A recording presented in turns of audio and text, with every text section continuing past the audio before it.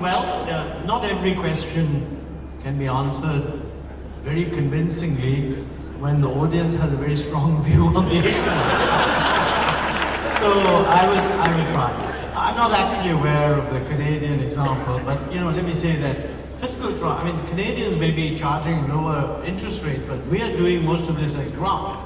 So actually, if you look at the nature of the fiscal transfer from the center through all these centrally sponsored schemes, they're actually not a loan at all. There's a complete grant. So I think that's not really the problem. On taxation matters, I don't know the Canadian example. States are always free to make themselves into a tax-friendly location. But I would advise state chief ministers not to offer sales tax concessions. In fact, the most important thing the states can do, if I can put in a plug for the GST, since I think Finance Minister is there and he is playing a very leading role in, I think, what will be the most important fiscal reform in India, not just in Bihar. I personally think that if we can put in place a GST which greatly simplifies the rates, puts in a value-added system, the effect, and I hope that states don't offer concessions. I mean, of course, they're free to do so, but I hope they don't. I think if states want to help industry, it is much better to focus on providing facilities that allow clustering of industry. And one of the biggest problems in these contexts is land, also infrastructure, other connectivity. So quite frankly, rather than offer concessions, we need to put in infrastructure. I think Nick mentioned this earlier. This is really the role of government. I mean, in the way we are operating, we're making the following proposition, that India is now ready to be able to function as a largely market-driven economy, not in the financial sector, but in the real sector. Largely, in the financial sector, you have to have regulation. Largely market-driven economy in the real sector, in which the state actually has, we have always said, a growing role to play. Now, what is that role? I totally agree with Nick, and that is actually our policy, that education and health is a fundamental requirement, almost a public good, and we are not doing enough on that, and we have been doing more, and we need to do even more. And I'm sure that the 12th plan will reflect that.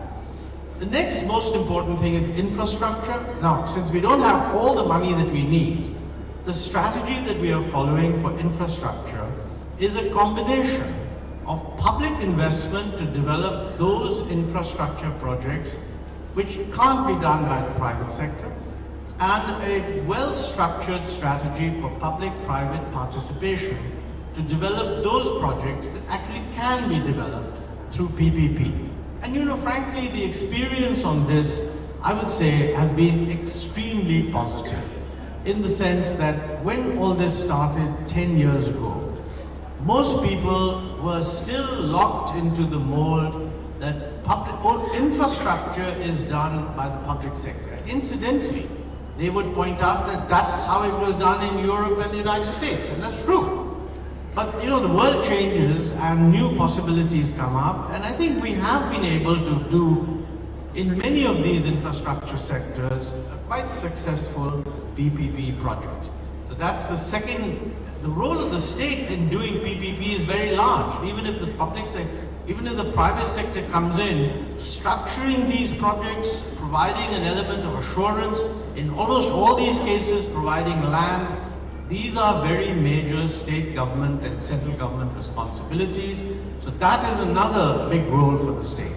But I have to say that in any discussion, it's very important not to conduct the discussion on the assumption that resources are available without limit.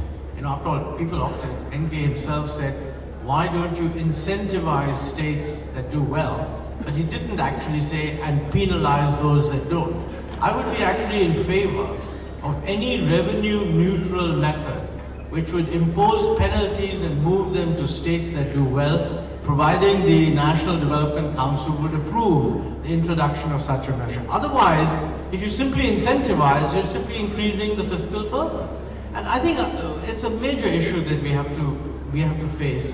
That, you know, the subsidy, we have a choice. I mean, the state can do a lot in the form of putting money where you need to deliver public services, or it can be putting a lot of money into subsidized provision of goods that really should be bought in the market. And you know, the total burden of subsidy has now become very large. I think it's one of the issues that when we go to the National Development Council, we will want to bring before the chief ministers that somewhere there has to be a total accounting.